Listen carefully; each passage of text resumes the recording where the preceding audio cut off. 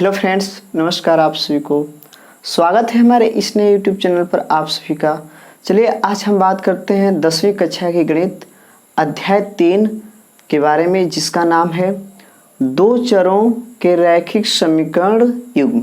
दो चरों के रैखिक समीकरण का युग्म।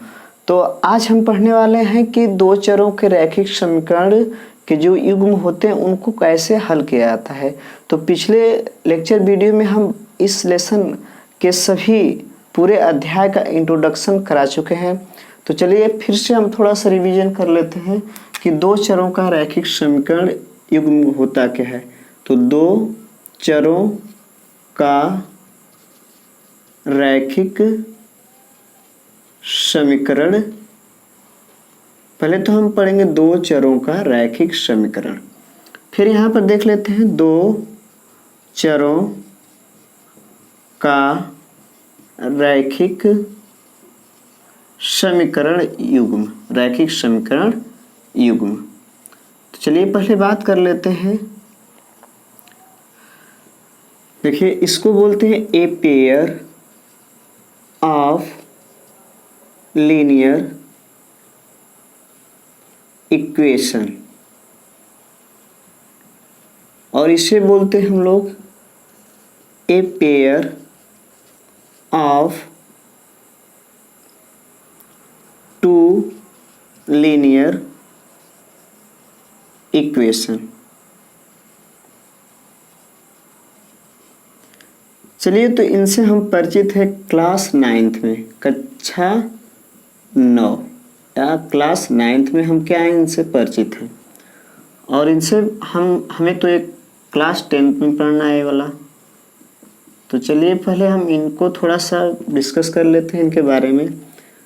तो इनका व्यापक रूप होता है, व्यापक रूप जनरल फॉर्म। तो इसका व्यापक रूप होता है ax plus B Y plus C. पहले हम इनको पढ़ेंगे। ax plus B Y plus C बराबर 0, जहाँ a comma b not equal 0 तथा a comma b comma c बराबर वास्तविक संख्या। मतलब हम इनको पहले से जानते हैं, इस चीज़ को क्या करते हैं हम लोग पहले से जानते हैं। और क्लास 9th में हम लोग पढ़ चुके हैं कि दो चरों का रैखिक समीकरण क्या होता है। तो चलिए बात कर लेते हैं इनको। देखिए यहाँ पर लिखा है दो, क्या लिखा है, दो चर ए बी सी डी के कोई बीजीय अक्षर मान लेते हैं, एक्स वाई मान लेते हैं। रैखिक, रैखिक मिस होता है चर की अधिकतम घात 1, चर की अधिकतम घात 1, अधिकतम घात क्या 1। और समीकरण का मतलब होता है दो पक्ष, दो पक्ष, बायां पक्ष और दायां पक्ष, दायां पक्ष। इतनी बात हम समझ गए। इसको लेफ्ट हैंड साइड भी कहा जाता है, इसको राइट हैंड साइड भी कहा जाता है। इतनी बात हम पिछले कक्षा में पढ़ चुके हैं। और ये भी पढ़ चुके हैं कि इनका जो ग्राफीय विधि से इसको जो ग्राफ हम बनाते हैं उनमें एक ही सीधी रेखा जाती है। जैसे एक ही, यदि इनका हम ग्राफ रूप दिखाएं तो इनमें क्या होगी, एक ही सीधी रेखा केवल जाती है। इसको कहा जाता है ax plus B Y plus C, एक इधर से भी हो सकती हैं, बराबर 0। और यहाँ पर हमारा होता है x1, x यहाँ पर x डैश और y यहाँ पर y डैश, यहाँ पर होता है मूल बिंदु होता है। इससे आप परिचित है, पिछली कक्षा में आप इनसे क्या है परिचित हैं। तो चलिए आज हम जिस टॉपिक पर बात करने वाले हैं वो टॉपिक हमारी है कि दो चरों के रैखिक समीकरण के युग्म। दो चरों के रैखिक समीकरण के युग्म, समीकरण के युग्म या युग्म बोल देंगे बस, युग्म। A pair of two linear equation. तो इस बात को हम समझ लेते हैं। जैसे यहाँ पर लिखा गया है 2, तो यहाँ पर 2 हो जाएगा। चर तो मान लेते हैं एक्स वाई है। रैखिक मतलब है क्लास 10th में पढ़ना है, क्लास 10th में। तो यहाँ पर रैखिक चर की अधिकतम घात, चर की अधिकतम घात क्या, अधिकतम घात क्या 1। और समीकरण यहाँ भी दिया है, तो 2 पक्ष होंगे, क्या होंगे 2 पक्ष, बायां पक्ष और क्या दायां पक्ष, दायां पक्ष। चलिए, और इसके बाद हम क्या, इस यहाँ दिया गया है समीकरण युग्म। इसमें एक शब्द बढ़ गया है युग्म। युग्म में होता है जोड़ा, क्या होता है जोड़ा। तो चलिए अब हम समझ लेते हैं कि मेन तो हमारा यही है समझने का, ये तो पिछली कक्षा का है।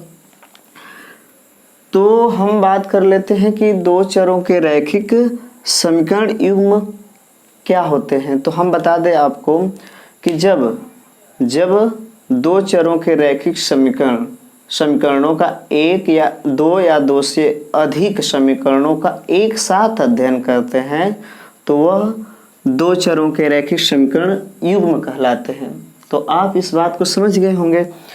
तो यदि इनका व्यापक रूप देखा जाए, यहाँ पर लिखते हैं a1x plus b1y plus c1 बराबर 0, a2x plus b2y plus c2 बराबर 0।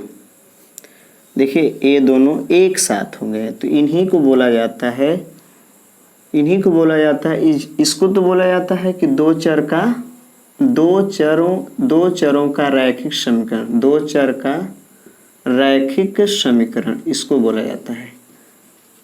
इसे बोला जाता है 2 चरों का या 2 चर का रैखिक समीकरण युग्म, रैखिक समीकरण युग्म। तो यहाँ पर हम अब इसको समझ लेते हैं कि 2 चर का रैखिक समीकरण युग्म कैसे है। तो देखिए युग्म में जोड़ा 2 समीकरण हो गए कि नहीं, इसी को बोला जाता है कि 2 चरों के रैखिक समीकरण के युग्म। यदि इन पे एग्जाम्पल देखा जाए तो इसके एग्जाम्पल हो जाएंगे 3x प्लस 2y प्लस 4 बराबर 0, 4x प्लस 3y प्लस 7 बराबर 0। तो यहाँ पर देखिए a1 बराबर क्या हो जाएगा, या पहले तो हम इसको समीकरण 1 मान लेते हैं, समीकरण 2। तो जैसे यहाँ पर हम फिर से एक बार रिवीजन कर लेते हैं कि a1 और b1 जो होंगे x का गुणांक होंगे, क्या होंगे x का गुणांक। यहाँ पर a2 होगा और b1 कामा b2 बराबर y का गुणांक और c1 कामा c2 क्या होंगे अचर पद होंगे, क्या होंगे अचर पद। तो यहाँ पर देखिए इसी को बोला जाता है a1x प्लस 2 मतलब b1y प्लस 4 बराबर 0। देखिए यहाँ पर क्या लिख रहे हैं 3x प्लस 2y प्लस 4 बराबर 0। फिर इसको देखिए a1 की जगह क्या हमारा है 3 है, b1 की जगह क्या हमारा 2 है और c1 की जगह क्या हमारा है 4 है। अगर इसी प्रकार से देखा जाए तो हमारा b2 बराबर क्या होगा, b2 बराबर हो जाएगा 4, b1 बराबर a2 होगा, a2 बराबर और b2 बराबर हो जाएगा हमारा 3 और c2 बराबर हो जाएगा 7। तो इस चीज़ को हम अगले लेक्चर में पढ़ेंगे, अगले अध्याय में पढ़ेंगे। लेकिन अब आपको हम बताते हैं कि हमें पढ़ना क्या चीज़ है। तो हमें पढ़ना है प्रश्नावली 3.1 जिसमें हमें पढ़ना है कि 2 चर के रैखिक समीकरण युग्म को हल करने की ज्यामिति या ग्राफी विधि। मतलब हमें पढ़ना है कि ज्यामिति या ग्राफी विधि से किस तरह 2 चर के रैखिक समीकरण के युग्म को हल किया जाता है। हमें 3.1 में यही पढ़ना है। तो सबसे पहले हम बात कर लेते हैं कि हल करने की विधियां कितनी होती हैं। तो तो यहाँ पे लिख लेते हैं दो चर वाले रैखिक समीकरण युग्म को हल करने की विधि। तो इसकी विधि होती है, पहली विधि इसमें है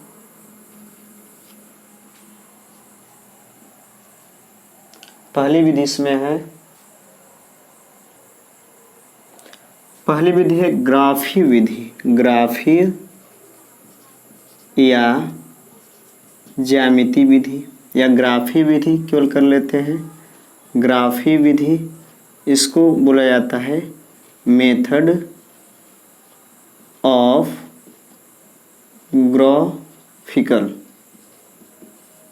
ग्राफिकल। और दूसरी हमारी विधि है बीजगणितीय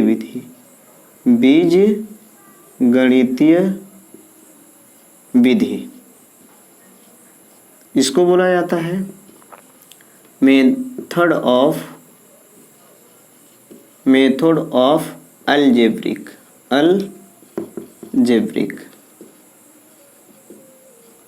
मेथड ऑफ अलजेब्रिक बोला जाता है। फिर हम बात कर लेते हैं कि हमें तो पहला हमारा हो गया, इसमें 3 पार्ट हो जाते हैं। पहला हमारा क्या है, प्रतिस्थापन विधि,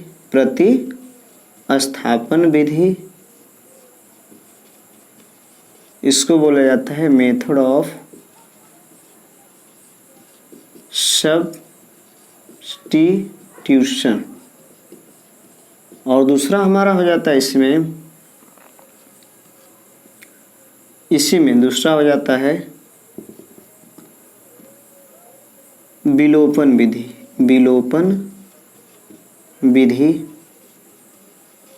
इसे बोला जाता है मेथड ऑफ एलिमिनेशन। और तीसरा हमारा होता है ब्रज गुणन विधि। इसे बोला जाता है मेथड ऑफ क्रॉस मल्टीप्लिकेशन। तो चलिए हम इतने बात को समझ लेते हैं कि हमें इस तरह आ जाते हैं हमारे सामने 4 विधि। जैसे पहली विधि हमारी हो गई ग्राफीय विधि। दूसरी विधि हो गई प्रतिस्थापन विधि।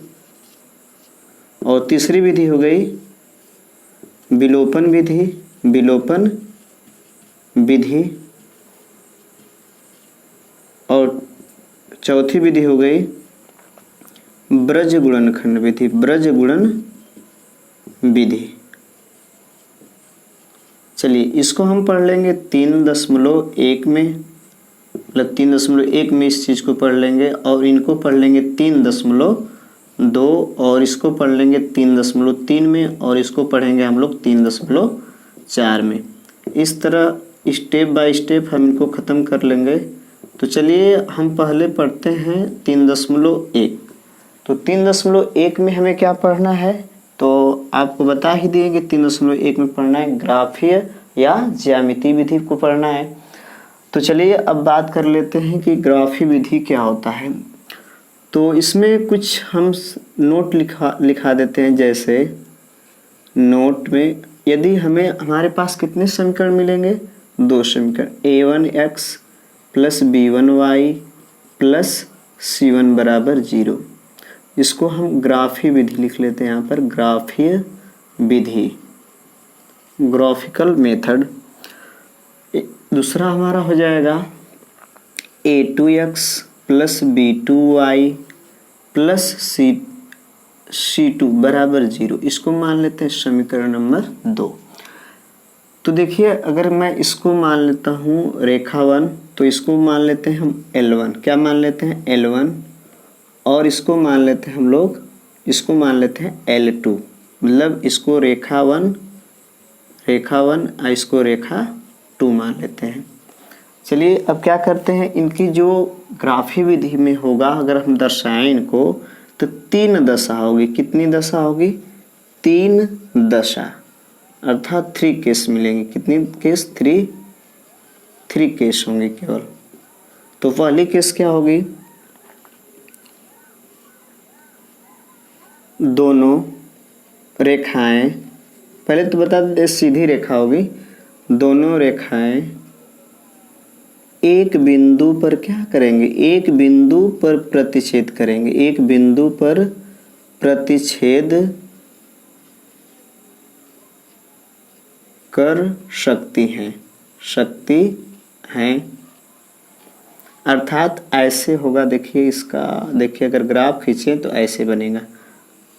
ये आपका x है, x डैश है, y है, y डैश है। हमने कहा है कि ये 2 रेखा एक मान लेते हैं, इनका ग्राफ अगर खींचा जाए तो L1 है और इनका ग्राफ खींचा जाए तो मान लेते हैं ये आपका है L2 है। तो ये देखिए एक बिंदु पर क्या किए? प्रतिच्छेद किए हैं। क्या किए हैं? प्रतिच्छेद किए हैं। एक बिंदु पर क्या कर दें? प्रतिच्छेद कर दें। तो इन्हें हम कुछ और भी बोल सकते हैं, जैसे यहाँ पर हम लिख ही देते हैं। इसका जो प्रतिबंध होता है A1/A2 नॉट इक्वल B1/B2, और A क्या होते हैं? दूसरा इसमें लिख सकते हैं हम लोग, A प्रतिच्छेद तथा अद्वितीय हल होते हैं। क्या होते हैं? अद्वितीय हल, अर्थात एक हल। और तीसरा हम इसको कर सकते हैं संगत। क्या कर सकते हैं? संगत। फिर हम इसको पढ़ेंगे अगले टॉपिक में। दूसरा हमारा क्या बनेगा? दोनों रेखाएं किसी बिंदु पर प्रतिच्छेद नहीं कर सकती भी हैं। मतलब जरूरी नहीं है कि यही दशा बने, मतलब ये भी दशा बन सकती है। यहाँ पर देखिए हम बना देते हैं। यहाँ पर थोड़ा सा देखिएगा आप लोग। देखिए यहाँ पर हम इसको ऐसे खींच सकते हैं, ऐसे।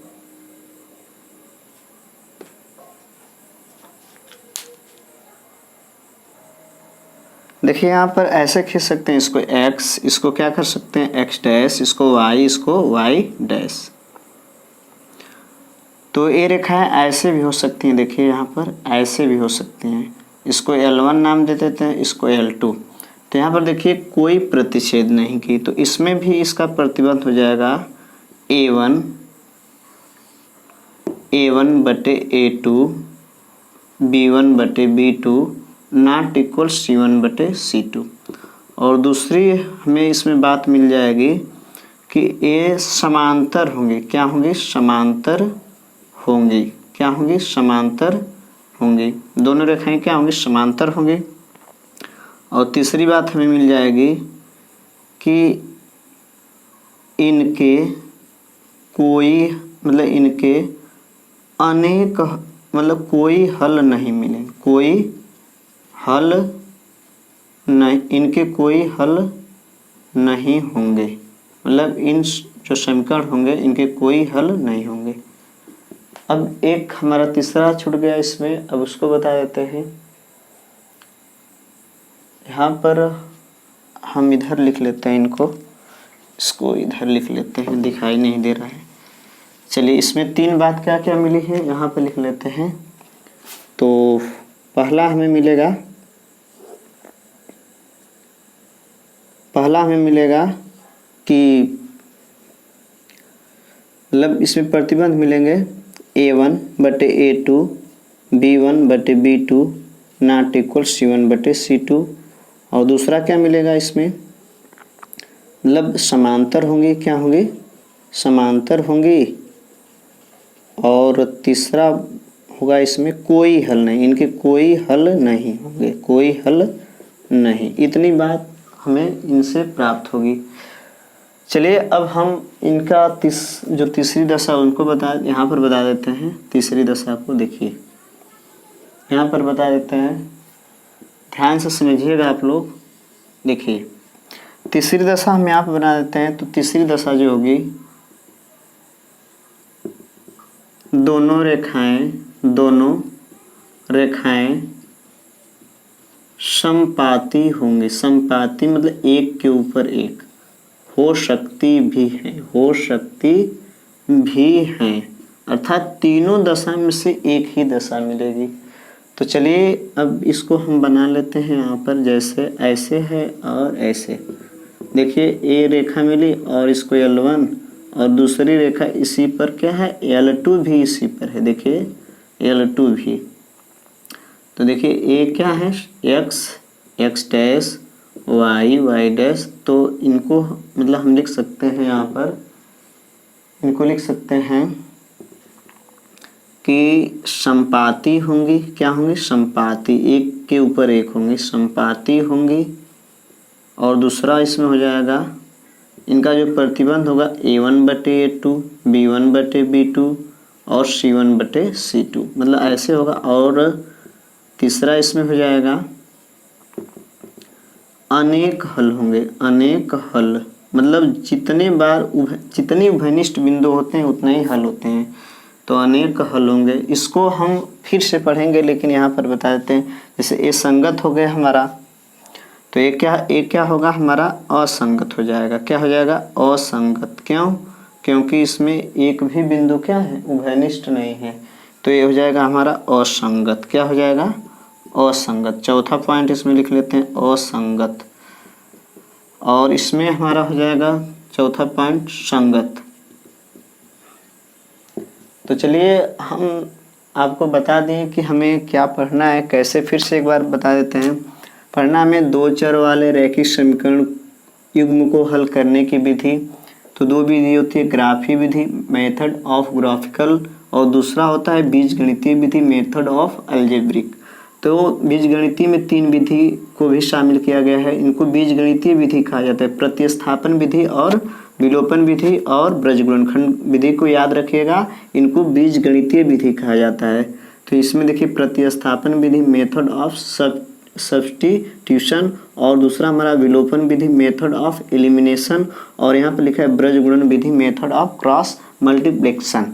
तो यहाँ पर हम इस निष्कर्ष पर पहुँचते हैं कि हमें चार विधि मिल गई। एक ग्राफी विधि, दूसरा प्रतिस्थापन विधि, और तीसरा विलोपन विधि, और चौथा ब्रजगुणन विधि।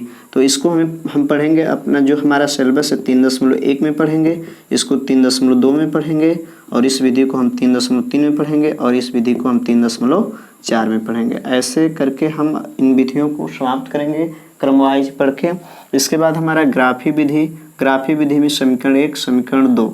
तो रेखा 1 मिलेगी, रेखा 2, इनकी तीन दशा होगी। यहाँ पर दो रेखाएं एक बिंदु पर प्रतिच्छेद कर सकती हैं, या तो ऐसे होगा, या दोनों रेखाएं किसी बिंदु प्रतिच्छेद नहीं भी कर सकती हैं। तो या तो ऐसे होगा या तो ऐसे होगा। देखिए इस पर दोनों रेखाएं एक ही बिंदु पर हैं, तो इस तरह होगा। इनके प्रतिबंध है, प्रतिच्छेद के प्रतिबंध हैं।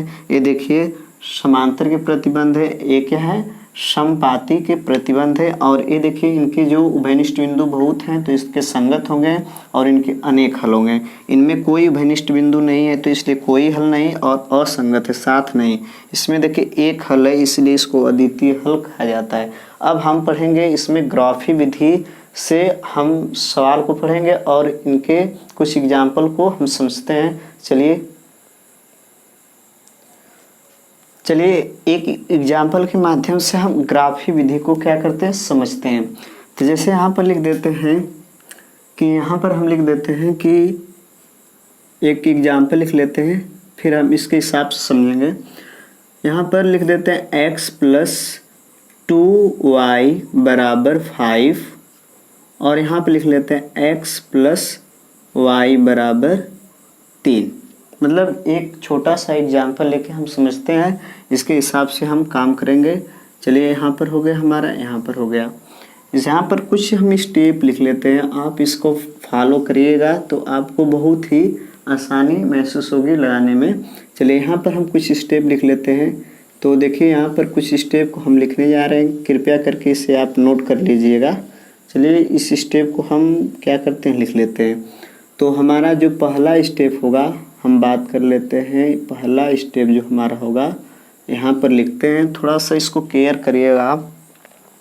तो हम इसको लिखते हैं कि पहले क्या करेंगे, पहले दोनों दिए गए समीकरण को क्या करेंगे, समीकरण को अलग अलग लिख लेंगे। लिखते हैं या लिख लेंगे। चलिए लिखते हैं, लिख दिए। तो देखिए हमने कहा है कि पहले दोनों दिए गए समीकरणों को अलग अलग लिखते हैं। दूसरा स्टेप होगा उन समीकरणों के नीचे, उन समीकरणों के नीचे क्या करेंगे, नीचे एक 6 खानों वाला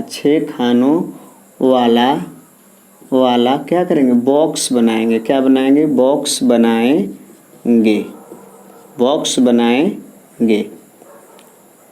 बनाएंगे। चलिए इतना बात आप समझ लीजिए। बॉक्स बनाएंगे जिनमें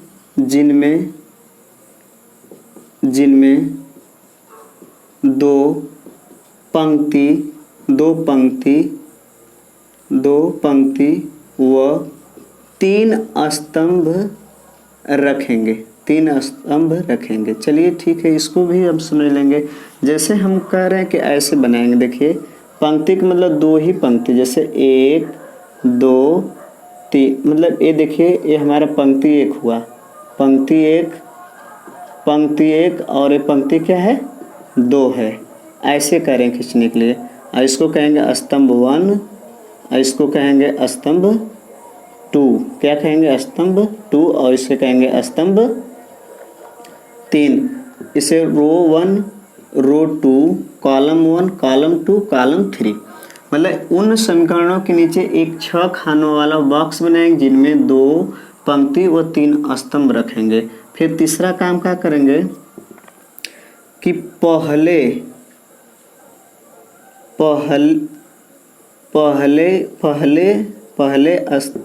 पंक्ति में x तथा दूसरे में y लिखेंगे। क्या करेंगे, y लिखेंगे। जैसे यहाँ पर लिखेंगे x y। चलिए ठीक है, समझ गए। चौथा स्टेप क्या करेंगे हम लोग कि मतलब पहले पंक्ति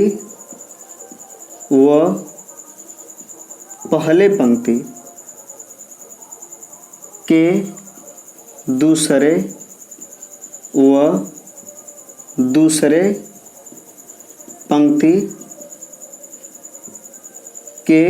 दूसरे पंक्ति के तीसरे स्तंभ में 0 लिख लेंगे। क्या करेंगे, लिखते हैं या लिख लेंगे, लिखते हैं। यहाँ पर नोट में लिख लेते हैं, यह जरूरी नहीं है, आप क्रम को बदल सकते हैं। आप क्रम को बदल या अन्य संख्या लिख सकते हैं, लिख सकते हैं। चलिए इस बात को हम समझ लेते हैं थोड़ा सा। तो हमने कहा कि पहले पंक्ति व दूसरे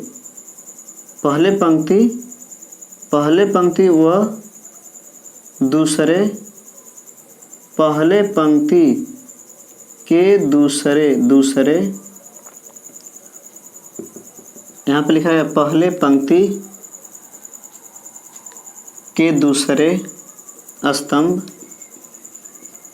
व दूसरे पंक्ति के तीसरे स्तंभ में क्या लिख लेते हैं, 0 लिख लेते हैं। मतलब यहाँ पर पहले पंक्ति के पहले स्तंभ, दूसरे स्तंभ और दूसरी पंक्ति के जो तीसरा स्तंभ है इसमें क्या लिख लेंगे, 0 लिख लेंगे।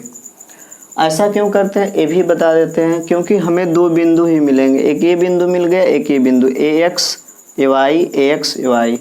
और आपको बता दें कि यह जो हमारे जो ये चैप्टर है दो चरों के रैखिक समीकरण के युग्म, दो सीधी रेखा बनाएंगे और एक सीधी रेखा खींचने के लिए दो बिंदु ही काफ़ी हैं। मतलब फिर से ध्यान से सुनिएगा कि एक रेखा खींचने के लिए दो बिंदु ही मतलब महत्व बहुत ज़्यादा रखते हैं।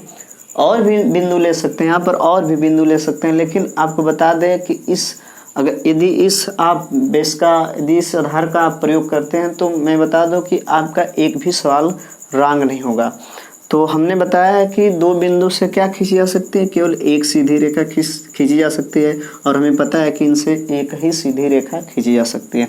चलिए अब हम मतलब यहाँ पर कर लेते हैं, इस स्टेप का पालन कर लेते हैं। पहले लिखा है, पहले दोनों दिए गए समीकरण को अलग अलग लिख लेते हैं। देखिए अलग अलग हमने क्या कर लिया, इसको लिख लिया, यहाँ पर लिख लिए और तथा यहाँ पर लिख लेते हैं इनको x + y = 3। तो आप समझ गए होंगे इस स्टेप का तो हम पालन कर लिए कि पहले दोनों दिए गए समीकरण को क्या करते हैं, अलग अलग लिखते हैं, लिख लिए। दूसरा उन समीकरणों के नीचे एक 6 खानों वाला क्या करते हैं, बॉक्स बनाते हैं। क्या करते हैं, एक 6 खानों वाला बॉक्स बनाते हैं। आप अधिक बॉक्स भी बना सकते हैं, कोई गलत नहीं होगा। तथा यह कोई नियम नहीं, हम अपने नियम या अपने विचार या अपने कॉन्सेप्ट के हिसाब से बता रहे हैं कि यह गलत नहीं होता अगर ऐसे लगाया जाए तो, क्योंकि हमें कॉन्सेप्ट क्लियर करना है। कॉन्सेप्ट यदि क्लियर हो जाता है तो सवाल हम आसानी से लगा लेंगे। चलिए अब हम यहाँ पर बात कर लेते हैं इनको x यहाँ पर देखिए, और मैं बोला हूँ यहाँ कि 6 खानों वाला बॉक्स बनाएंगे जिनमें 2 पंक्ति व 3 क्या होंगे, देखिए 2 पंक्ति हो गया और 3 स्तंभ हो गया, 2 पंक्ति और 3 स्तंभ हो गया। यहाँ पर लिखा गया है कि पहले पंक्ति में x था, दूसरे में क्या लिखते हैं, y लिखते हैं दोनों में। चलिए काम खत्म।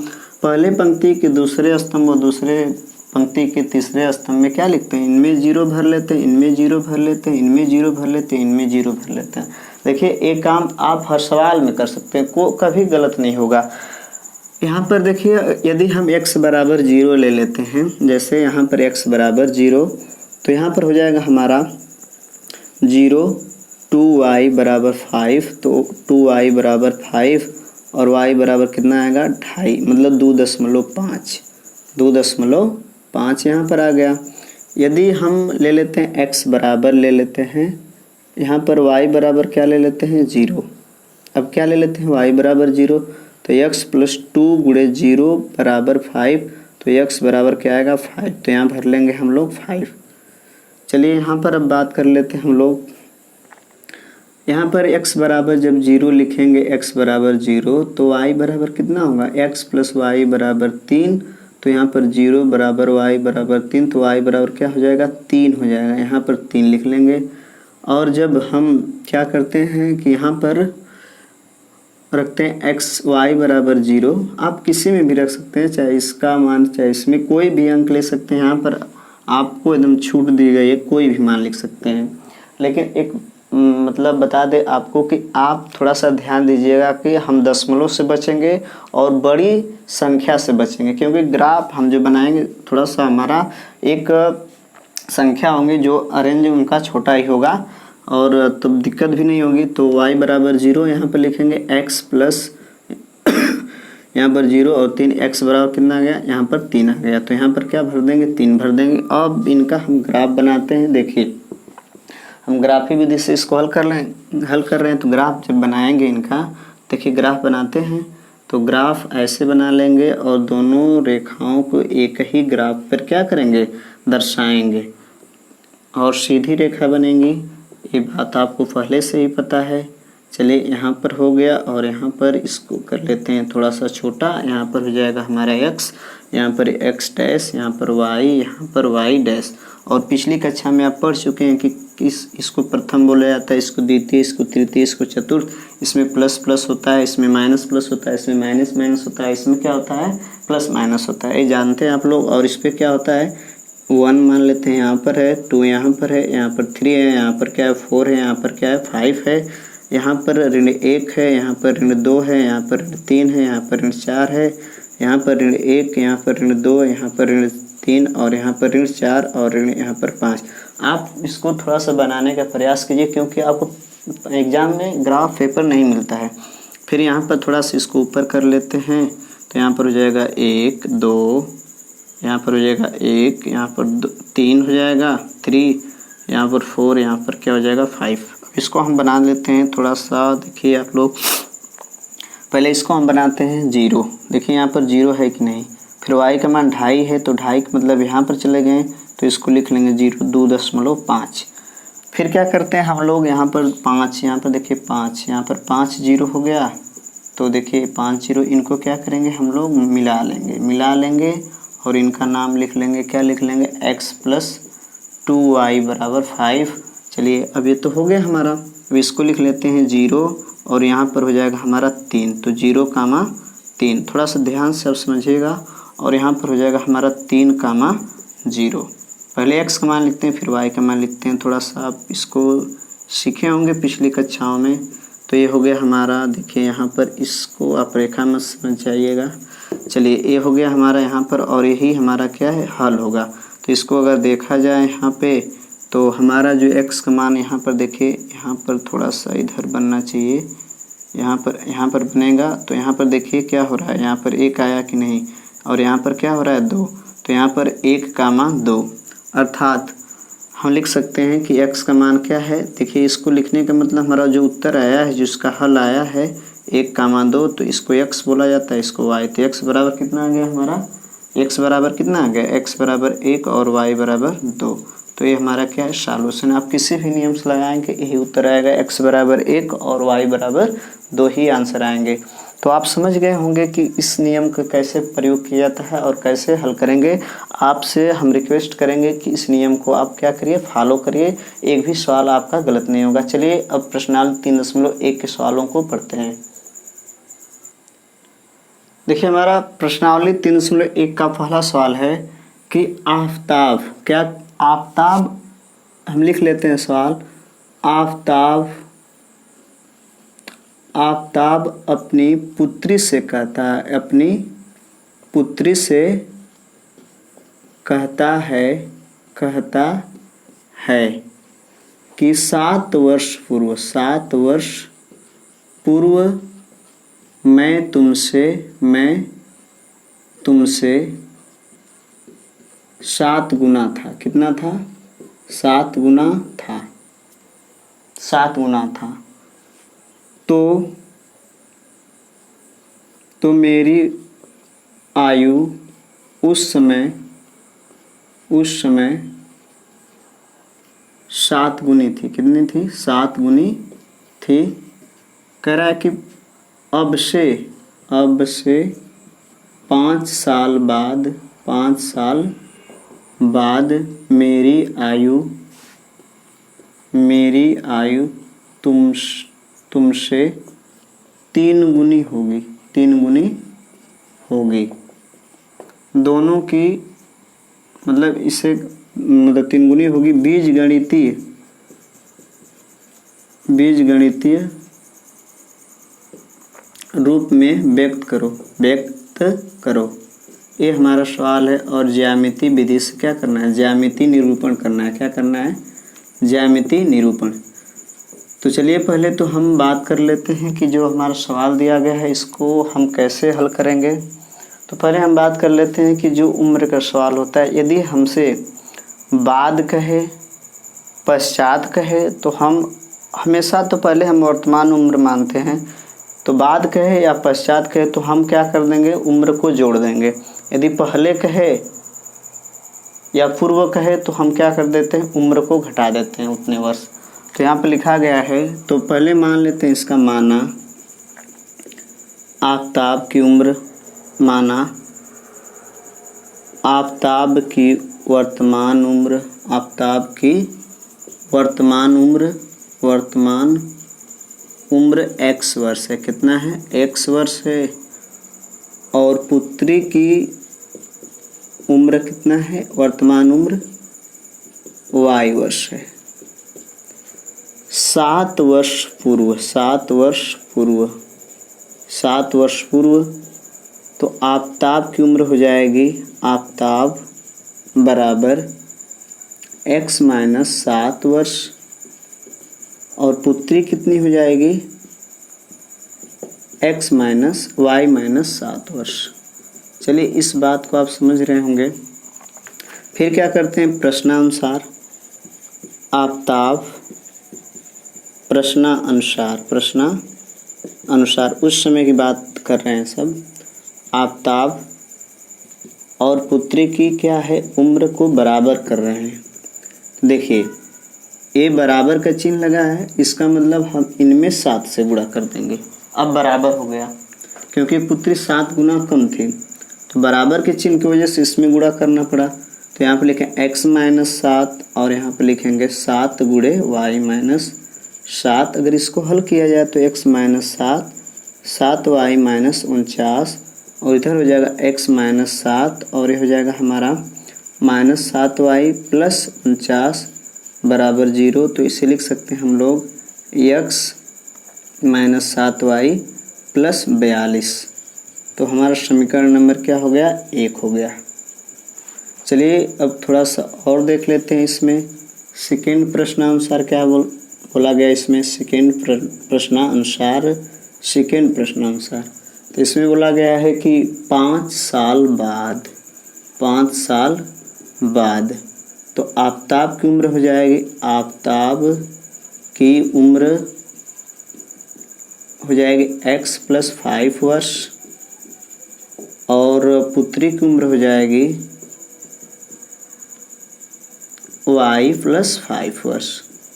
और इसमें कह रहे हैं सब कि कहा गया है कि आफताब कहता है बराबर अपनी पुत्री को, कहता है कि उम्र बराबर होगी पुत्री की इस समय। तो ये क्या हो जाएगा? 3 गुना हो जाएगा, 3 गुना रह जाएगा। तो इसके जगह लिखें x प्लस 5 और 3 गुणे क्या लिखेंगे? y plus 5।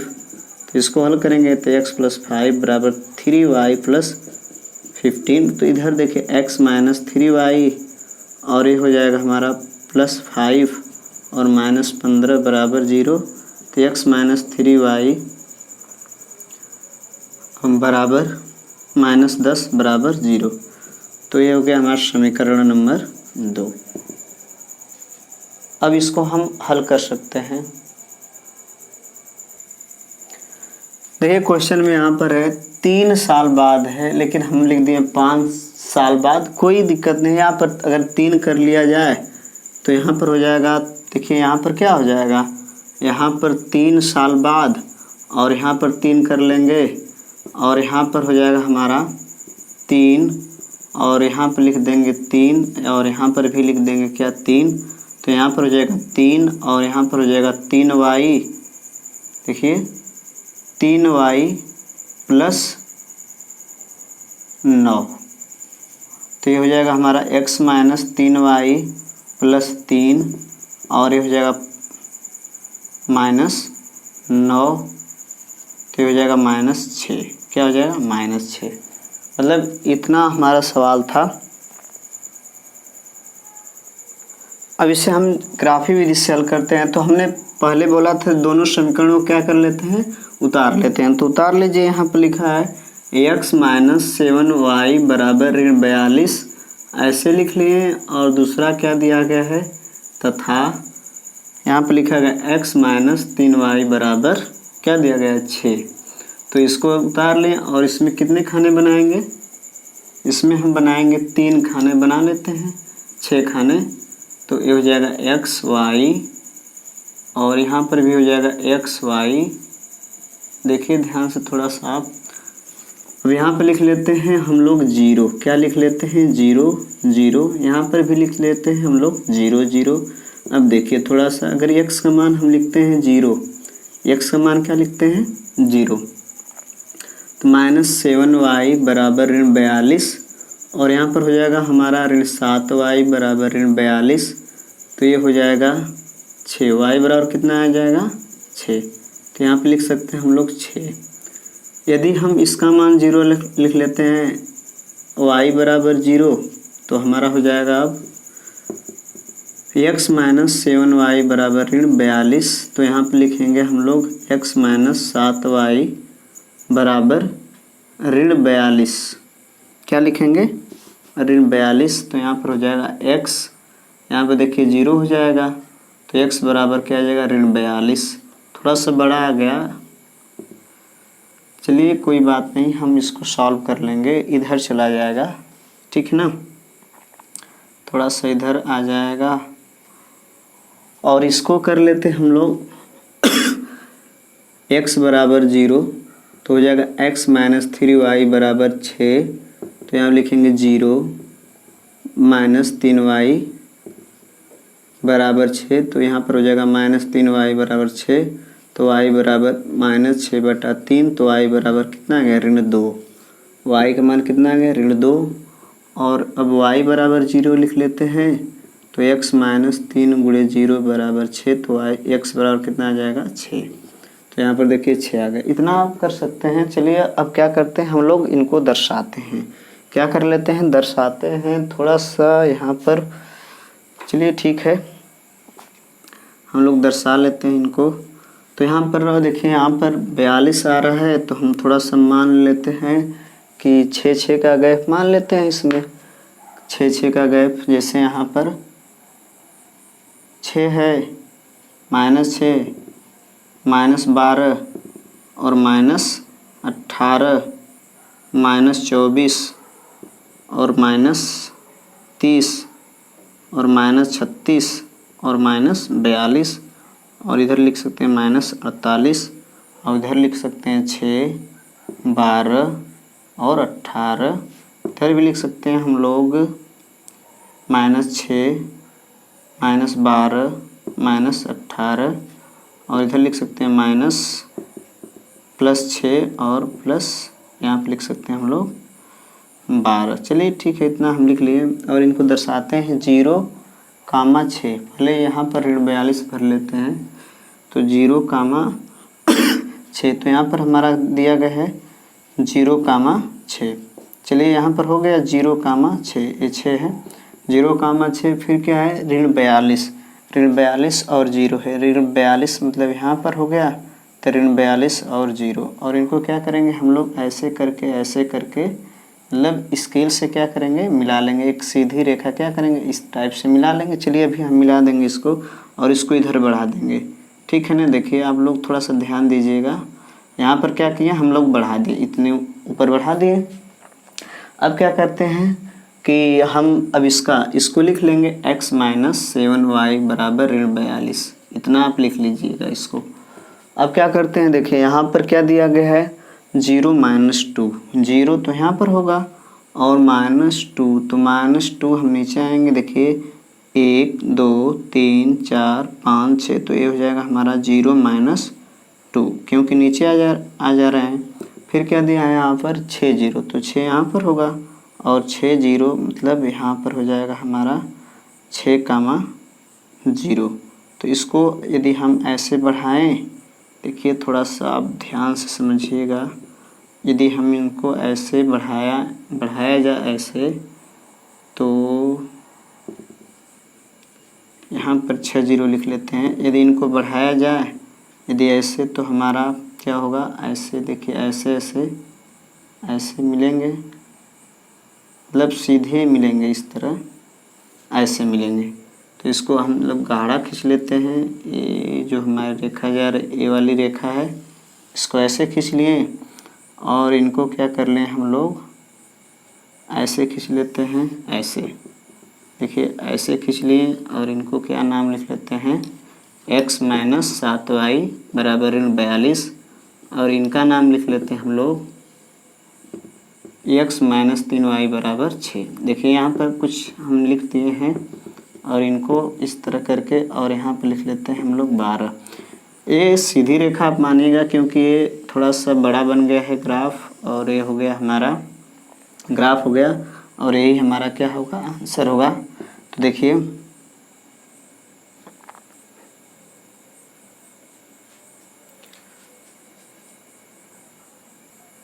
सॉरी यहाँ पर थोड़ा सा मिस्टेक हो गया है। देखिए यहाँ पर क्या करते हैं, इनका जब बनाएंगे तो हम 0, -2 लिखेंगे। तो देखिए 0, -2 इधर होगा, थोड़ा सा -2 ये हो गया, और ये हो जाएगा हमारा 6, 0। और इनको अब बढ़ाते हैं हम लोग, क्या करते हैं ऐसे बढ़ा लेते हैं। देखिए बढ़ाते हैं, यहाँ चला जाएगा हमारा, यहाँ पर 42 हो जाएगा, क्योंकि 12, 18, 24, 30, 36 और क्या है 42। तो इसको हम कर लेते हैं, जैसे यहाँ पर हम कर लेंगे, बढ़ा देते हैं। देखिए ऐसे करके ऐसे, और यहाँ पर ऐसे करके। तो आप समझ गए होंगे। थोड़ा सा इसको हम सही से मिला लेते हैं। देखिए यहाँ पर हो गया ये वाला, और यहाँ पर ये वाला हो गया। तो इसको हम क्या लिख लेंगे, इस रेखा को। देखिए ये वाली रेखा क्या है हमारी, x-3y बराबर 6 है, और ये वाली रेखा हमारी है x-7y बराबर क्या है, ऋण 42 है। इस बात को आप समझ लीजिएगा, ये वाली रेखा है। और हम देख रहे हैं कि जो हमारा ये आंसर आया है, यहाँ पर क्या है, ये 12 आया है, और ये हमारा क्या है, मतलब यहाँ पर 42 और क्या है 12। तो यहाँ पर देख रहे हैं हम लोग कि जब इसको हम देखें कि x बराबर क्या आ गया 42 और y बराबर क्या आ गया 12। x बराबर क्या आ गया, x बराबर यहाँ पर आ जाएगा 42 वर्ष, और y बराबर क्या आ गया 12 वर्ष। तो ये पिता हो जाए, ये पिता है मतलब फादर, और ये क्या है डॉटर है। चलिए हम समझ गए, हमारा आंसर भी आ गया ग्राफी विधि से। तो यहाँ पर हम लिख सकते हैं कि ये हमारा जो आंसर है, ये आंसर होगा 42 और 12। यदि उत्तर की जांच किया जाए तो देखिए, यदि पिता 42 साल का है और लड़की 12 साल की है, तो 7 साल पहले, या 12 साल की है तो 7 वर्ष पूरे, 5 वर्ष की रही होगी, और ये 35, तो ये हो गया 7 वर्ष ज़्यादा, मतलब 7 गुना हो गया। यदि देखा जाए 3 वर्ष बाद तो ये 15 साल की होगी, और ये कितना हुआ 45 साल का, तो हो गया 3 गुना। तो इसका मतलब हमारा आंसर जो है सही है। या इसे हम एक विधि और लगा सकते हैं, थोड़ा सा चेक कर लेते हैं कि हमारा सवाल सही है कि गलत है। तो हम यहाँ पर चेक कर लेते हैं। देखिए जो समीकरण हमारा दिया x-7y बराबर ऋण 42 और x-3y बराबर 6। तो यहाँ पर देखिए a माइनस प्लस माइनस से कट जाएगा, यहाँ पर आ जाएगा हमारा ऋण 4y, यहाँ पर ऋण क्या आ जाएगा ऋण 48, माइनस से माइनस कट जाएगा, y बराबर क्या आ गया 12 वर्ष। तो x का मान जब निकालेंगे यहाँ पर तो 42 आएगा। तो देखिए ये सत्य है कि पिता की उम्र क्या है, पिता की उम्र क्या है 42 साल, और पुत्री की उम्र क्या है 12 वर्ष या 12 साल है। चलिए समझ गए आप लोग इस सवाल को। तो इस नियम से हमें लगाना था, जो हम इसको लगाए हैं ग्राफी नियम से, ग्राफी विधि से हमें इस नियम से लगाना था, और हमने कुछ स्टेप लिखे थे उसका पालन किए हैं। थोड़ा सा ये बड़ा हो गया है क्योंकि यहाँ पर थोड़ा सा एक ऋण 42 संख्या ज़्यादा हो गई। आप यहाँ पर छोटी संख्या भी लिख सकते हैं, लेकिन हम अपने बेस से अगर अपना कॉन्सेप्ट लगाएं तो यहाँ पर दोनों स्थान पर 0 लिखेंगे, कोई सवाल गलत होने का कोई चांस ही नहीं है। बस क्या करेंगे आप लोग, इनको इनको घटा बढ़ा सकते हैं। जैसे यहाँ पर ऋण 6 है तो हम 12 डायरेक्ट ले सकते हैं। थोड़ा सा यहाँ पर आप गैपिंग को क्या करिएगा, थोड़ा सा कम बेसी कर लीजिएगा। यदि 50-60 आता है तो हम यहाँ पर लिख लेंगे 10, 20, 30 ऐसे करके लिख लेंगे, तो हमारा जो सवाल होगा एडजस्ट हो जाएगा, उनमें संख्याएं क्या होंगी सम्मिलित हो जाएंगी। तो हमने पहले 3.1 के पहला क्वेश्चन को हल करा दिया, तो आप शेष 2 क्वेश्चनों को हल कर सकते हैं।